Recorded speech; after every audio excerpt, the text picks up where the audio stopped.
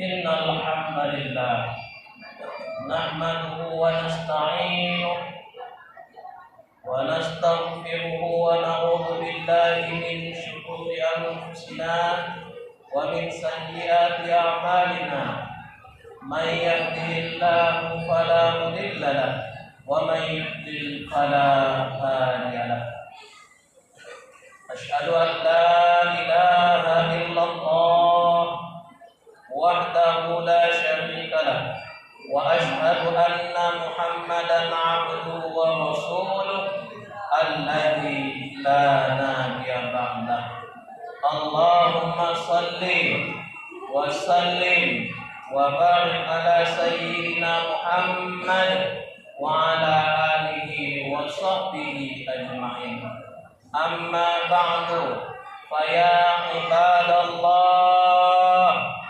اتقوا الله اتقوا الله حق تقاته ولا تموتن إلا وأنتم مسلمون وقال الله تعالى في كتابه الكريم أعوذ بالله من الشيطان الرجيم بسم الله الرحمن الرحيم وما النصر إلا من عند الله العزيز الحكيم صدق الله العظيم. Jamaah salat Jumat yang dirahmati oleh Allah Subhanahu wa taala.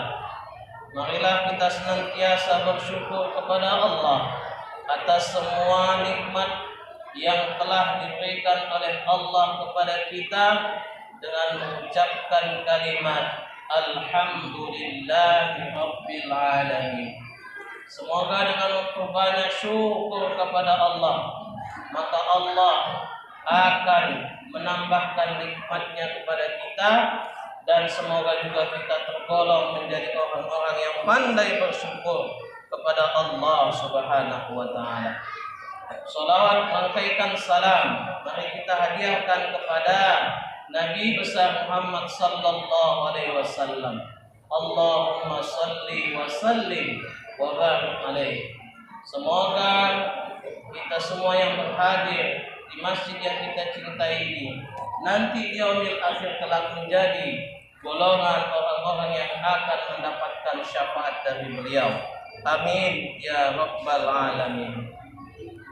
Melalui mimbar yang mulia ini, khatib mengajar dan khatib sendiri dan para jamaah sekalian, marilah kita tingkatkan ketakwaan kita kepada Allah Subhanahu wa taala dengan sebenar-benarnya takwa, yaitu mengerjakan segala perintah-perintah Allah dan menjauhi segala larangan-larangannya.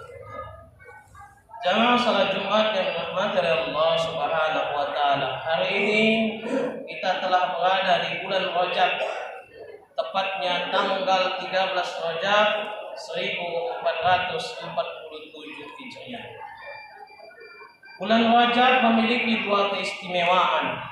Yang pertama, bulan Rajab adalah salah satu dari 4 bulan haram yang telah ditentukan Allah ketika menciptakan langit dan bumi ini. Maka karena kita hari ini telah berada di bulan Rajab, bulan haram, maka hendaknya setiap di antara kita memperbanyak amal ibadah dan amal soleh. Mengapa demikian? Karena sesungguhnya setiap amal ibadah dan amal soleh yang kita kerjakan, pahalanya akan dilipat gandakan oleh Allah Subhanahu wa taala. Sebaliknya, di bulan Rajab ini, di bulan haram ini, hendaknya kita menjauhkan diri kita dari segala bentuk maksiat, dari segala macam bentuk dosa, dari segala macam bentuk keburukan. Mengapa demikian? Karena sesungguhnya Allah juga akan melipat gandakan dosa apabila kita mengerjakan sesuatu yang dilarang oleh Allah Subhanahu wa taala. Ketahuilah bahwasanya orang-orang yang mengerjakan dosa, dia sedang menganiaya dirinya. Dan ini adalah sesuatu yang dilarang oleh Allah Subhanahu wa taala, sebagaimana yang dijelaskan Allah di dalam surah At-Taubah ayat 36. Bismillahirrahmanirrahim. Fala tazlimu fihinna anfusakum. Yang artinya, maka janganlah kamu menganiaya diri kamu pada bulan-bulan haram. Jamaah salat Jumat yang dirahmati oleh Allah Subhanahu wa taala. Keistimewaan kedua dari bulan Rajab ialah pada bulan ini ada satu peristiwa besar yang hanya bisa dinalar oleh iman, akan tetapi tidak bisa dinalar oleh akal. Peristiwa itu adalah peristiwa Isra dan Mi'rajnya Nabi Muhammad sallallahu alaihi wasallam. Peristiwa Isra dan Mi'raj adalah dua kejadian. Yang pertama, peristiwa Isra. Isra adalah Allah memperjalankan Nabi Muhammad sallallahu alaihi wasallam dari Masjidil Haram ke Masjidil Aqsa. Sedangkan peristiwa yang kedua ialah Mi'raj. Mi'raj artinya Allah naikkan Nabi Muhammad dari permukaan bumi ini ke langit yang ketujuh hingga sampai ke Sidratul Muntaha. Lalu pertanyaannya, mengapa Allah memperjalankan Nabi Muhammad sallallahu alaihi wasallam dalam peristiwa Isra dan Mi'raj? Allah memperjalankan Nabi Muhammad dalam peristiwa Isra dan Mi'raj selain untuk menjemput perintah salat, akan tetapi juga karena pada saat itu Nabi Muhammad sedang bersedih. Mengapa Nabi Muhammad bersedih pada saat itu? Ada 3 hal yang menyebabkan Nabi Muhammad sallallahu alaihi wasallam bersedih. Yang pertama, istri beliau, istri yang selalu mendukung dakwah beliau, yang selalu menghibur dan menguatkan beliau ketika orang-orang kafir Quraisy mencaci maki, menghina dan melakukan perbuatan buruk kepada Nabi Muhammad, yaitu Khadijah, meninggal dunia. Yang kedua, mengapa Nabi Muhammad bersedih? Karena paman beliau, paman yang selalu membela beliau dari kejahatan dan perbuatan buruk orang-orang kafir, yaitu Abu Thalib, juga meninggal dunia. Dan yang ketiga, dakwah Nabi Muhammad ke kota Taif ditolak dari kota Taif.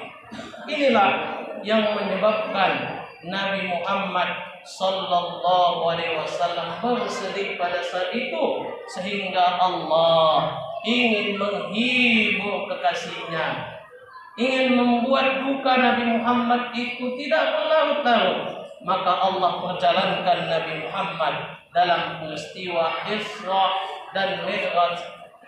Allah ingin menguatkan Nabi Muhammad dengan peristiwa Isra dan Mi'raj.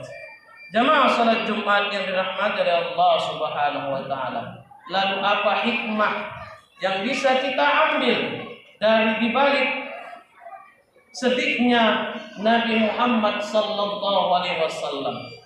Hikmah yang pertama ialah Allah ingin mengabarkan kepada Nabi Muhammad bahwasanya kemenangan yang akan diperoleh oleh Nabi Muhammad sallallahu alaihi wasallam itu bersumber hanya dari Allah Subhanahu wa taala. Andaikan Abu Thalib, paman Nabi Muhammad sallallahu alaihi wasallam, umurnya panjang dan Islam telah tersebar, Islam telah menang, maka tentu ada anggapan bahwasanya tokoh utama di balik layar atas keberhasilan dakwah Nabi Muhammad sallallahu alaihi wasallam adalah karena Abu Thalib. Inilah yang tidak dikehendaki oleh Allah Subhanahu wa taala. Karena sesungguhnya keberhasilan dakwah Nabi Muhammad sallallahu alaihi wasallam hingga tersebar sampai ke seluruh penjuru dunia hingga saat ini itu sebab kemenangan dari Allah Subhanahu wa taala. Itu sebab pertolongan dari Allah Subhanahu wa taala. Hal ini telah dijelaskan Allah di dalam surah Ali Imran ayat 126. Bismillahirrahmanirrahim. Wa man nasru illa min indillahil azizil hakim. Yang artinya dan kemenangan itu hanyalah dari Allah yang maha perkasa lagi maha bijaksana. Islam bisa sebesar ini hingga saat ini itu karena Allah Subhanahu wa taala. Allah lah yang memberikan pertolongan kepada Nabi Muhammad sallallahu alaihi wasallam hingga Islam bisa sampai tersebar ke penjuru dunia dan menghasilkan kemenangan. Jamaah salat Jumat yang dirahmati oleh Allah Subhanahu wa taala. Dengan meninggalnya Abu Thalib, paman Nabi Muhammad sallallahu alaihi wasallam, Allah seakan ingin mengabarkan kepada Nabi Muhammad bahwasanya ada atau tidaknya paman Nabi Muhammad sallallahu alaihi wasallam, Allah pasti menjaga Nabi Muhammad sallallahu alaihi wasallam. Allah pasti memberikan pertolongan kepada Nabi Muhammad sallallahu alaihi wasallam. Sebagaimana yang telah ditegaskan Allah di dalam surah Al-Maidah ayat 67. Bismillahirrahmanirrahim. Wallahu ya'simuka minan nas. Yang artinya Allah akan memelihara kamu dari gangguan manusia. Jamaah salat Jumat yang dirahmati oleh Allah Subhanahu wa taala. Hikmah kedua di balik kesedihan Nabi Muhammad sallallahu alaihi wasallam ialah Allah ingin mengabarkan kepada Nabi Muhammad bahwasanya berdakwah itu perlu perjuangan. Allah tidak ingin melihat keberhasilan dakwah Nabi Muhammad itu diperoleh dengan mudah, akan tetapi Allah ingin melihat keberhasilan dakwah Nabi Muhammad itu diperoleh dari sebuah perjuangan dan pengorbanan. Andaikan Islam tidak menang karena perjuangan dan pengorbanan, tentu dai-dai saat ini akan berleha-leha dalam mensyiarkan agama Islam. Mengapa demikian? Karena tidak ada contoh dari teladannya tentang perjuangan dan pengorbanan dalam hal berdakwah. Karena ada perjuangan dan pengorbanan dari Nabi Muhammad sallallahu alaihi wasallam sehingga para dai-dai dan para pendakwah kerja keras, berkorban dan berjuang untuk mensiarkan agama Islam. Mereka ingin mencontoh perjuangan Nabi Muhammad sallallahu alaihi wasallam dalam mensiarkan agama Islam. Jamaah salat Jumat yang dirahmati oleh Allah Subhanahu wa taala. Imam Syafi'i pernah ditanya oleh seseorang, mana yang lebih hebat, dimenangkan atau diberi ujian? Maka Imam Syafi'i menjawab, dia tidak dimenangkan sebelum diberi ujian. Maksudnya apa? Seseorang itu akan kuat, akan kokoh ketika dia telah melalui berbagai macam rintangan, berbagai macam ujian. Karena sudah dibiasakannya, sudah dialaminya ujian yang berat, maka dia tidak akan kesulitan lagi untuk menghadapi ujian-ujian lainnya. Jamaah salat Jumat yang dirahmati oleh Allah Subhanahu wa taala. Maka lihatlah orang yang diberi Allah ujian, maka karakternya telah tertata, mentalnya telah kuat. Dia tidak akan gentar lagi menghadapi setiap ujian yang akan dihadapinya di hari-hari berikutnya. Jamaah salat Jumat yang dirahmati oleh Allah Subhanahu wa taala. Hikmah ketiga di balik kesedihan Nabi Muhammad sallallahu alaihi wasallam ialah Allah ingin mengabarkan bahwasanya dalam berdakwah itu hendaknya kita harus bersabar. Ketika Nabi Muhammad berdakwah ke kota Taif, penduduk kota Taif menolak Nabi Muhammad sallallahu alaihi wasallam. Mereka mengusir Nabi Muhammad sallallahu alaihi wasallam, melempari Nabi Muhammad sehingga kaki beliau berdarah karena mereka ingin Nabi Muhammad tidak berdakwah di kota Taif. Akan tetapi Allah memberikan ujian itu kepada Nabi Muhammad. Allah ingin menguji kesabaran Nabi Muhammad sallallahu alaihi wasallam, dan Nabi Muhammad membuktikannya. Walaupun Nabi Muhammad dilempari hingga kakinya berdarah oleh penduduk Taif, akan tetapi Nabi Muhammad tidak membalas perbuatan penduduk Taif. Padahal Nabi Muhammad sallallahu alaihi wasallam memiliki kesempatan untuk membalas perbuatan yang dilakukan oleh penduduk Taif, yaitu ketika malaikat penjaga gunung mendatangi Nabi Muhammad sallallahu alaihi wasallam dan menawarkan kepada Nabi Muhammad, bagaimana kalau kita balas perbuatan mereka agar kubalikkan gunung ini sehingga mereka tertimpa. Apa jawab Nabi Muhammad? Tidak, aku tidak mau menerima tawaranmu. Bahkan Nabi Muhammad ingin mendoakan penduduk Taif. Apa doa Nabi Muhammad kepada penduduk Taif? Allahumma hdi qaumi fa innahum la ya'lamun. Yang artinya, ya Allah, berilah petunjuk kepada penduduk Taif karena sesungguhnya mereka tidak mengetahui apa-apa.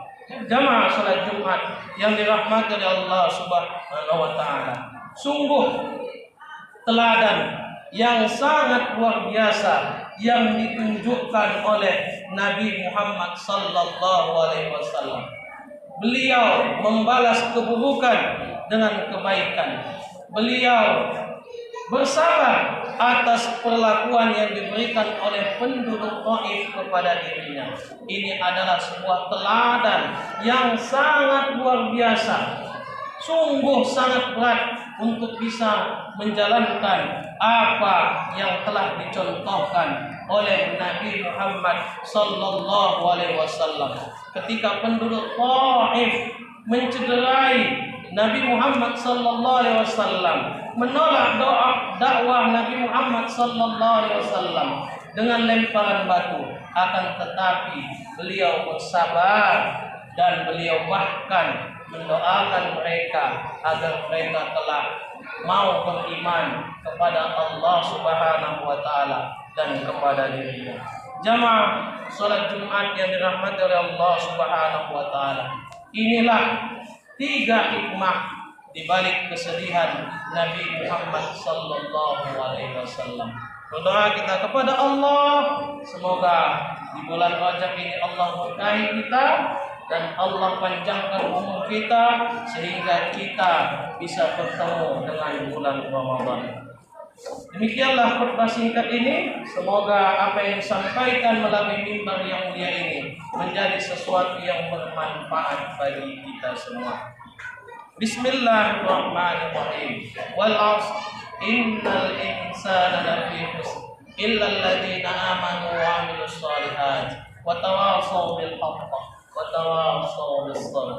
Barakallahu li wa lakum fil Qur'anil 'azim wa nafa'ani wa iyyakum bima fihi minal ayati wadh-dhikril hakim wa taqabbala minni wa minkum tilawatah innahu huwal ghafurur rahim.